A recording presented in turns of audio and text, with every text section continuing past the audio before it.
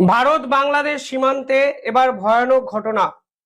ত্রিপুরা বর্ডারে এবার বিএসএফ কে লক্ষ্য করে গুলি চালানো হলো বাংলাদেশের পক্ষ থেকে, এবং এর ফলে একজন বিএসএফ জওয়ান খুব বাজেভাবে আহত হয়েছেন। তিনি এখন হাসপাতালে চিকিৎসাধীন। আপনারা তার ছবি দেখতে পাচ্ছেন যে গুলিটি তার পা কাঁধে এবং হাতের সংযোগস্থলে লাগে, এবং কারা এই গুলি চালালো এবং এই গুলি চালানোর পিছনে এক্সাক্ট রিজনটা কি তা কিন্তু সরকারিভাবে এখনো বিএসএফ এর পক্ষ থেকে জানা যায়নি। তবে এগুলি বাংলাদেশের দিক থেকে এসছে এবং বিএসএফ কে লক্ষ্য করেই এই গুলি চালানো হয়েছে তা কিন্তু এক প্রকার নিশ্চিত, তাই এবং ভারতের সেনাবাহিনীরা এটাকে কনফার্ম করেছেন। আজকে ভয়াবহ ঘটনা ঘটে সকাল 10টায়, এবং এই ঘটনা ঘটেছে মহেশপুর বর্ডারের কাছে। মহেশপুর বর্ডার এবং ধর্মনগর সাব ডিভিশনের কাছে যখন 97 নম্বর ব্যাটালিয়নের সদস্য বিএসএফ জওয়ান বিপিন কুমার, যার বয়স 35, তিনি যখন টহল দিচ্ছিলেন তখন তার গায়ে আচমকা একটি গুলি লাগে। মনে করা হচ্ছে চোরা শিকারকারীরা কিংবা অনুপ্রবেশকারীরা বাংলাদেশের দিক থেকে গুলিটি চালিয়েছে। সাধারণত এই এলাকায় গুলি কেন চালানো হয়, বিভিন্ন জায়গায় বিভিন্ন খবর এর আগেও এই বিষয়ে প্রকাশিত হয়েছিল, যেখানে বলা হয়েছিল বিএসএফ জওয়ানদের ভয় দেখানোর জন্যই এই গুলি বাংলাদেশের পক্ষ থেকে চালানো হয়েছে। এবং বিএসএফ জওয়ানদের পক্ষ থেকে বারবার যে অভিযোগ করা হয়েছে যে এই যে চোরা শিকারকারী কিংবা অনুপ্রবেশকারী কিংবা পাচারকারী কিংবা বিভিন্ন ইলিগাল অ্যাক্টিভিটিস্ট যারা এই এলাকায় আছেন তাদেরকে প্রত্যক্ষ মদত করে বিজিবি। কারণ বর্ডার গার্ড অফ বাংলাদেশ যদি অ্যালাউ না করতো তাহলে বন্দুক নিয়ে কেউ অন্তত সীমান্তে পৌঁছাতে পারতো না। এই যে এই নেক্সাস দিনের পর দিন বাংলাদেশের পক্ষ থেকে বিএসএফ এর বিপক্ষে একাধিক ষড়যন্ত্রমূলক কর্মকাণ্ডে লিপ্ত ছিল, এবং আজকে দেখুন সেই ষড়যন্ত্র কার্যত ফাঁস হয়ে গেল যখন এই গুলিটি এক বিএসএফ জওয়ানের বা কাঁধে লাগে। ঘটনাস্থলে তিনি মূর্ছা যান, তাকে সরাসরি হাসপাতালে নিয়ে যাওয়া হয়। ডাক্তার সাময়িকভাবে তার রক্তপাত যে জায়গাটিতে হচ্ছিল সেই জায়গাটিকে বন্ধ করলেও তিনি এখনই আউট অফ ডেঞ্জার নন, এবং তার চিকিৎসা চলছে, তা কিন্তু বিএসএফ এর পক্ষ থেকে জানানো হয়েছে। সকাল 10টার সময় কিভাবে এই ঘটনা ঘটলো সেটাও কিন্তু একটি বড় প্রশ্ন। এক্ষেত্রে বিভিন্ন সোর্স বলছে যে কুয়াশাজনিত কারণ কিন্তু একটা বড় বিপত্তির কারণ, অর্থাৎ এই কুয়াশাজনিত কারণটার অ্যাডভান্টেজ এই চোরা শিকারকারীরা, বিজিবি এবং অনুপ্রবেশকারীরা নেওয়ার চেষ্টা করছে। প্রসঙ্গত এই কুয়াশার জন্য কালকে আরো একটি ঘটনা কিন্তু আমরা ভারতবর্ষে দেখেছি। আমি আপনাদের সেই তথ্য এর আগে তুলে ধরেছি, আজকে আরেকবার দেখাচ্ছি যে কিভাবে কোচবিহার সীমান্তে এক বিএসএফ জওয়ানকে টেনে হিচড়ে বাংলাদেশে নিয়ে যাওয়া হয়েছিল। সেখানেও কিন্তু একই রকম ঘটনা আমরা দেখেছিলাম। কুয়াশার জন্য যখন ভিজিবিলিটি কম থাকে তখন অনুপ্রবেশকারীরা বাংলাদেশ থেকে ভারতে ঢুকে আসে, এবং তাকে যখন বাধা দেওয়ার চেষ্টা করা হয় তখন এই অনুপ্রবেশকারীদের যে গ্যাং থাকে সেই গ্যাং বিএসএফ জওয়ানকে ঘিরে নেয় এবং টানতে টানতে তাকে বাংলাদেশে নিয়ে যাওয়া হয়। আর এক্ষেত্রেও দেখুন সেই কুয়াশার কারণটাকে কাজে লাগিয়ে বিএসএফ এর উপর সরাসরি আঘাত নয়, এক্ষেত্রে কিন্তু গুলি চালানো হয়েছে, যা কিন্তু নিঃসন্দেহে ভয়ঙ্কর এক প্রবণতা। আমরা শেষ 1 বছর ধরে কি কি দেখেছি?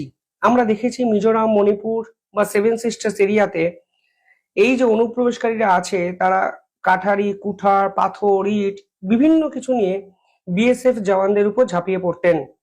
কখনো আবার এটাও দেখেছি যে বিএসএফ জওয়ানদের তারা টেনে হিচড়ে ওদেশে নিয়ে যেতেন, এবং বিভিন্ন ক্ষেত্রে তাদের উপর বিভিন্ন রকম আচরণ করা হতো বাংলাদেশিদের পক্ষ থেকে, এবং মোহাম্মদ ইউনূস সরকার এটাকে এন্ডোর্স করতেন এই অর্থে যে বাংলাদেশের পক্ষ থেকে বারবার বলা হতো যে বিএসএফ কে পিঠ দেখানোর দিন শেষ, সীমান্ত হত্যা বন্ধ করতে হবে, বিএসএফ এর দাদাগিরি মানবো না, এই ধরনের একাধিক স্টেটমেন্ট দিয়ে তারা বাংলাদেশিদের উস্কাতেন।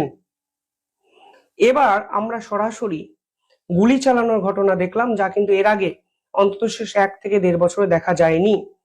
প্রশ্ন যদি তুলতে হয়, অনেক প্রশ্ন ওঠে যে অনুপ্রবেশকারীদের হাতে বন্দুক কোথা দিয়ে এলো, কিভাবে বন্দুক দিল, কে দিল বন্দুকটি, এবং কোন রাইফেল থেকে গুলি ছোড়া হয়েছে। বিজিবি কি কিছুই জানতো না? যদি না জানতো তাহলে বিজিবি কি এর দায় স্বীকার করবে? বাংলাদেশ সরকার কি এই গোয়েন্দা ব্যর্থতার দায় স্বীকার করবে যে বাংলাদেশের একজন নাগরিক গুলি চালিয়ে দিচ্ছেন বিএসএফ কে লক্ষ্য করে? এবং বাংলাদেশ সরকার মুখে কুলু পাঠবে, সেটাকে কি মেনে নেবে ইন্ডিয়া, ভারত? প্রশ্ন কিন্তু অনেক জায়গা থেকে অনেক রকম উঠতে পারে। মোহাম্মদ ইউনূস সরকার এই অনুপ্রবেশকারী ইস্যু নিয়ে শেষ 1 বছর ধরে আন্তর্জাতিক স্তরে বাজার গরম করে গেছেন।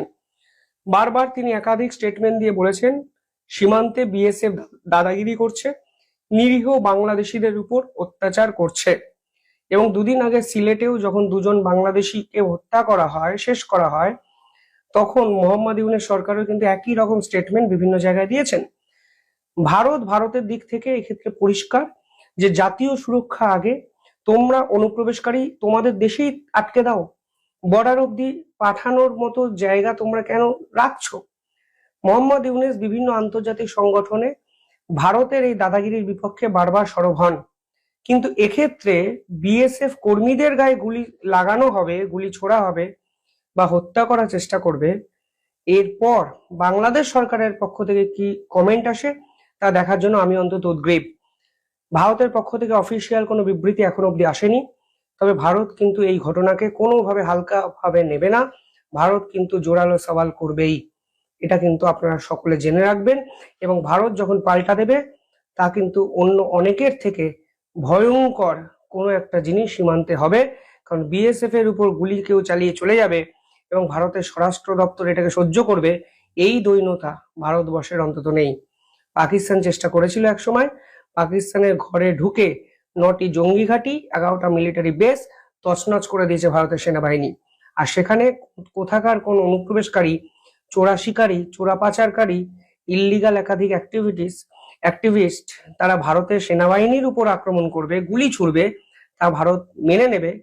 আমার মনে হয় বিষয়টি এতটা সহজ নয়। ভারত এর করা জবাব দেবে, এবং যে জবাব দেবে তা সহ্য করার ক্ষমতা মোহাম্মদ ইউনূস কিংবা বিজেপির আছে বলে আমার মনে হয় না। কমেন্টে জানাবেন কিভাবে দেখছেন পুরো বিষয়টি। আসলে বাংলাদেশ আজকে স্মরণকালের ইতিহাসে সবচেয়ে খারাপ একটি সময় অতিক্রম করছে। 1971 সালে আমরা যুদ্ধ করেছিলাম বিদেশিদের বিরুদ্ধে, আমরা যুদ্ধ করেছিলাম পাকিস্তানি দখলদারদের বিরুদ্ধে, এবং আমাদের সেই যুদ্ধের একটা গন্তব্য ছিল, সেখানে একটা গতি ছিল, একটা নীতি ছিল, একটা আদর্শ ছিল। সেই নীতি, আদর্শ, গতি এবং গন্তব্য দিয়ে আমরা 1971-এর 26শে মার্চ থেকে 16ই ডিসেম্বর পর্যন্ত যুদ্ধ করে একটি স্বাধীন দেশ তৈরি করেছিলাম। সেই স্বাধীন স্বদেশ তৈরির ক্ষেত্রে আমাদের যে সহযাত্রী ছিলেন, তারা ছিলেন ভারতীয় উপমহাদেশ, অর্থাৎ ভারত মহাদেশ, অর্থাৎ ভারত আমাদেরকে অস্ত্র দিয়েছে, অন্ন দিয়েছে, ট্রেনিং দিয়েছে, নিজেদের সীমান্ত খুলে দিয়ে নিজের দেশে আশ্রয় দিয়েছে। শুধু কি তাই, 1 কোটি মানুষ 1971 সালে ভারতে আশ্রয় শিবিরে আশ্রয় নিয়েছিল জীবন বাঁচানোর জন্য, সম্ভ্রম বাঁচানোর জন্য, শিশুদের জীবন রক্ষা করার জন্য, বৃদ্ধদের জীবন রক্ষা করার জন্য। সেই ভারত উদারভাবে বাংলাদেশের পাশে এসে দাঁড়িয়েছিল। পৃথিবীর নানা দেশে ডিপ্লোমেসির মাধ্যমে বাংলাদেশের জন্য জনমত তৈরি করেছে। পৃথিবীর নানা দেশ থেকে অস্ত্র সংগ্রহ করে মুক্তিযোদ্ধাদেরকে দিয়েছে, গেরিলাদেরকে দিয়েছে। সেই ভারত গত 53 বছরে বাংলাদেশের একটি কণা মাটিও দখল করার চেষ্টা করেনি এবং দখল করেনি। উপরন্তু ভারতের সাথে 74 সালে ইন্দিরা মুজিব একটি চুক্তি হয়েছিল যে সীমান্তে যে ছিটমহল আছে, সেই ছিটমহলগুলোর বিনিময়ের জন্য। 54 বছরের মধ্যে 50 বছর কেটে গেলেও এই চুক্তিটি বাস্তবায়িত হচ্ছিল না। পরবর্তীতে এই মোদী সরকার শেখ হাসিনার সাথে এই সমঝোতা করে সেই চুক্তিটি বাস্তবায়িত হলো। ভারত তার 1500 হেক্টর জায়গা বাংলাদেশকে বেশি ছেড়ে দিয়েছে, দিয়ে এই সমস্যার সমাধান করেছে। শুধু কি তাই, হার্ডিঞ্জ ব্রিজের নিচ দিয়ে তখন ট্রাক চলতো, গঙ্গা আর বুকে পানি নেই। সেই পানির জন্য যে হাহাকার, আমরা বিএনপিকে, বাসানির দলকে, ওই মামুনুল হকের বাপকে দেখেছি পারাক্ষা অভিমুখে লং মার্চ করে, কিন্তু পানি আর আসে না। শেখ হাসিনা এসে ভারতের সাথে বন্ধুত্বের ভিত্তিতে একটি চুক্তি করলেন, গঙ্গার পানি চুক্তি। সেই গঙ্গার পানি চুক্তিটি 2026 সালের সেপ্টেম্বর মাসে শেষ হয়ে যাবে। মনে হচ্ছে আজকের দিনে যে অবস্থা, গঙ্গা আবার শুকিয়ে কাঠ হয়ে যাবে। চৌচির হয়ে যাবে গঙ্গার তলদেশ। কারণ ভারত গঙ্গা চুক্তি আর নবায়ন করবে না। কেন করবে না? কারণ শত্রু রাষ্ট্রের তালিকায় বাংলাদেশ এখন 3 নম্বরে। তাহলে আপনি আসুন, দেখুন যে বাংলাদেশের ভবিষ্যৎটা কোথায় যাচ্ছে। যে ভারত 1971 সালে আমাদেরকে সহযোগিতা করেছে, গঙ্গার পানি চুক্তি করেছে, যেই ভারত আমাদের সীমান্ত সমস্যার সমাধান করে দিয়েছে, ভারতের সাথে তালপট্টি অঞ্চলে আমাদের 25,000 বর্গ কিলোমিটার সমুদ্র সীমানা নিয়ে ডিসপিউট ছিল, সেটা ভারতের দখলে ছিল। আরবিট্রেশনের মাধ্যমে শেখ হাসিনার সাথে পরামর্শ করে মোদি সেটারও সমাধান করে দিলেন। সেখানে বাংলাদেশ পেল 21,500, ভারত পেল 4,500। না সরি, বাংলাদেশ পেল 20,500 আর ভারত পেল 4,500 বর্গ কিলোমিটার। তারপর সমাধান হলো। আজকে প্রধানমন্ত্রী শেখ হাসিনার ভারতে আশ্রয় নেওয়ার পর, আওয়ামী লীগের সরকারের পরাজয় হওয়ার পর, মৌলবাদী সন্ত্রাস যখন বাংলাদেশটাকে দখল করলো, মৌলবাদের গডফাদার ডক্টর ইউনূস যখন বাংলাদেশের ক্ষমতায় বসলো, বাংলাদেশকে বিক্রি করার যে নীল নকশা নিয়ে ডক্টর ইউনূস বাংলাদেশে ঢুকলো, সেই নীল নকশা ধীরে ধীরে ধীরে ধীরে বাংলাদেশকে গায়েল করতে শুরু করলো। এখন বাংলাদেশ তার বন্দরটি দিয়ে দিল আমেরিকাকে, আরেকটি বন্দরের দায়িত্ব দিয়ে দিল এই ডেনমার্ককে।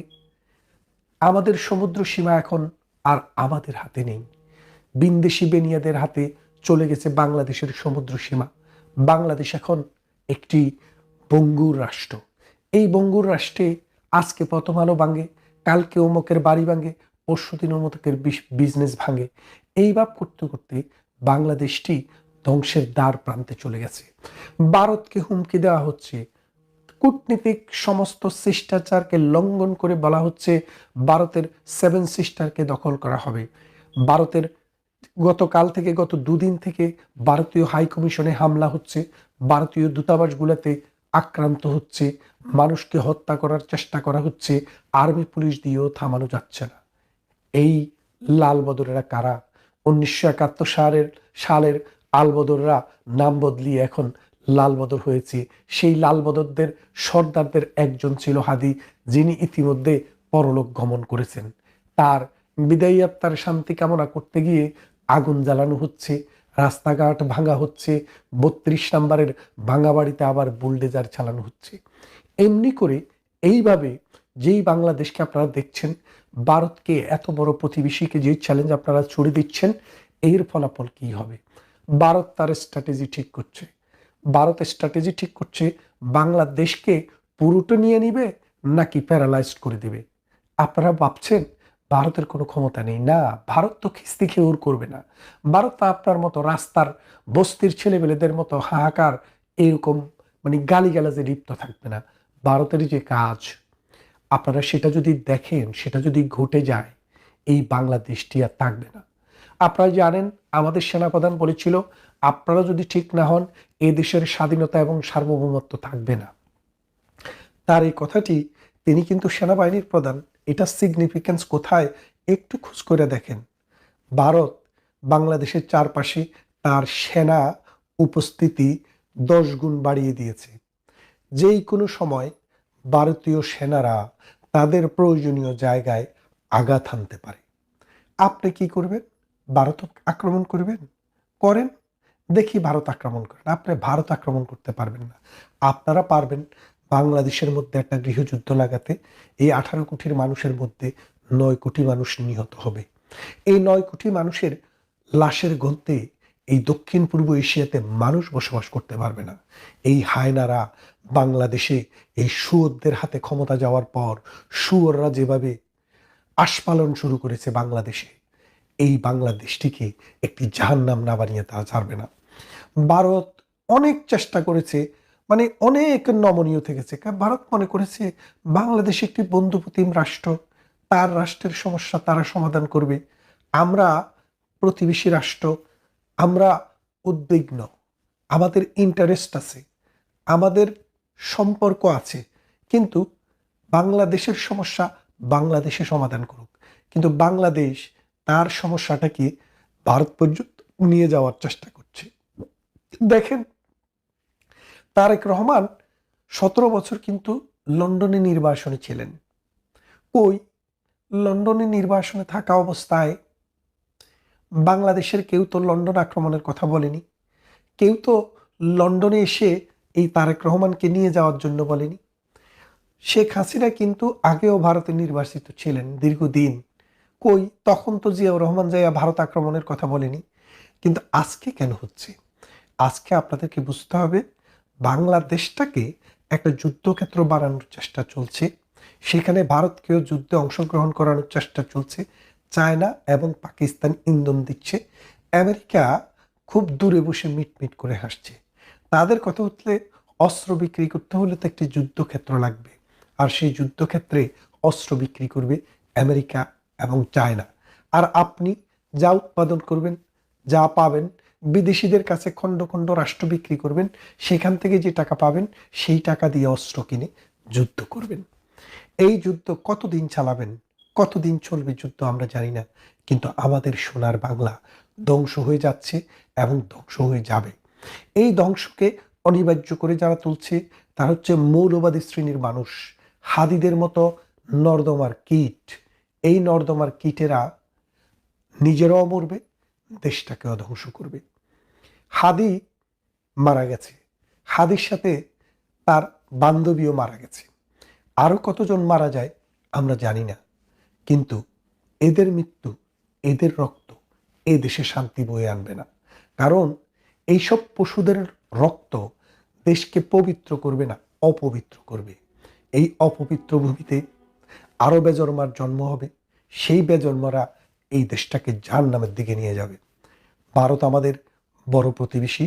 আজকে যদি ভারত বাংলাদেশকে আক্রমণ করার চেষ্টা করে, বঙ্গোপসাগরের লোনা জলে জাপ দেওয়া ছাড়া বাংলাদেশের এই মৌলবাদী, এই ধর্মাশ্রয়ী সাম্প্রদায়িক জঙ্গিদের আর কোনো পথ খোলা থাকবে না। পাকিস্তান তাদেরকে নিতে হেলিকপ্টার পাঠাবে না, উড়োজাহাজ পাঠাবে না, কারণ ভারতের সীমারেখার উপর দিয়ে ভারত কোনো বিমানকে যেতে দেবে না তখন।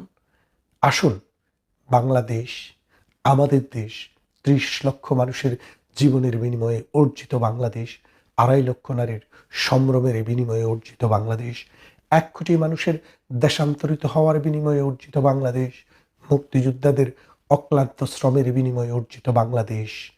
এর স্বাধীনতাকে আমরা রক্ষা করি, এই মানুষদের জীবনকে আমরা রক্ষা করি। আমরা যদি না জাগি মা, কেমনে সকাল হবে, তোমার ছেলে উঠলে মাগো রাত পোয়াবে তবে। আপনারা জেগে উঠুন, যারা শান্তিপ্রিয় মানুষ, যারা কবিতা ভালোবাসেন, যারা সংস্কৃতিকে ভালোবাসেন, যারা মানবতা বোধকে ভালোবাসেন, যারা নিজেকে ভালোবাসেন, যারা তার রাষ্ট্রকে ভালোবাসেন, তারা যদি জেগে না ওঠেন, তাহলে এই সন্ত্রাসী, এই মৌলবাদী, এই সাম্প্রদায়িক শক্তি আপনার দেশটাকে গিলে খেয়ে ফেলবে।